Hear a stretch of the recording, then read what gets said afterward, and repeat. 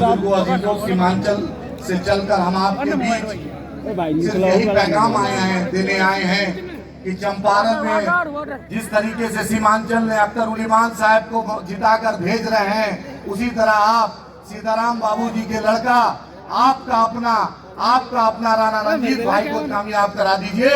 Barrister Asaduddin Owaisi साहब के बाजुओं को मजबूत करा दीजिए, क्योंकि एक हैदराबाद से एक आवाज निकली तो महाराष्ट्र में इम्तियाज जलील साहब ने लब्बैक कहा, और औरंगाबाद से एमपी वहां के 20% सिर्फ आबादी थी और सब लोगों ने मिलकर इम्तियाज जलील साहब को एमपी बना दिया।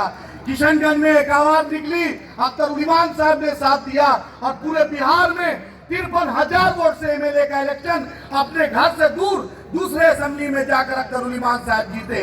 आपके हर मुद्दे पर, आपके हर मसाइल पर हम आपके साथ खड़े रहते हैं। अगर दिल्ली में कोई बोलते हैं, हैदराबाद में कोई शख्स बोलता है, उसका नाम बैरिस्टर असदुद्दीन ओवैसी साहब है। महाराष्ट्र में अगर कुछ मसला होता है, आपके साथ सबसे पहली आवाज निकलती है, उनका नाम इम्तियाज जलील साहब है। बिहार के असेंबली के बाहर अगर पलटू राम को आंख से आंख मिलाकर कोई बोलता है, उस शख्स का नाम अख्तर उल ईमान है, जिसने ईमान से समझौता नहीं किया। चारों बिक गए, लेकिन जिसने ईमान से समझौता नहीं किया वो अख्तर उल ईमान साहब आपके बीच है।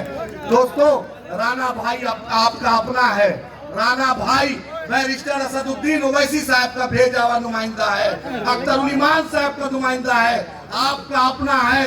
आप राणा भाई को अपना बना लीजिए, राणा भाई को बता लीजिए, राणा भाई आपका अपना बनने के लिए तैयार है। और जो लोग सोच रहे हैं कि ये मजलिस है, शिरवानी से परेशानी होगी, और ये आगाज है लोकसभा, इंशाअल्लाह ताला अल्लाह ने चाहा तो पूरा चंपारण मजलिस इत्तेहादुल मुस्लिमीन हम चुनाव लड़ेंगे, डंके के चोट पे चुनाव लड़ेंगे इंशाअल्लाह ताला। फिर बताएंगे कि दलाली जो कर रहे हैं, उन दलालों को जवाब चंपारण की सरजमी देगी। ये चंपारण वही धरती है जिसने बैरिस्टर मोहनदास करमचंद गांधी को महात्मा गांधी बना के भेजा।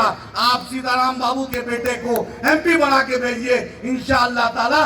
बैरिस्टर साहब के दाएं में इम्तियाज जलील साहब बैठेंगे, बाएं में अख्तर उल ईमान साहब बैठेंगे, तो आपका भाई राणा रंजीत भी उसी सब में बैठेगा। फिर हम बताएंगे, एक ही सब में खड़े हो गए महमूद और रियाज, ना कोई राणा रंजीत रहा, ना कोई अख्तर उल ईमान, सब मजलिस हो गया, सब एमआईएम हो गया।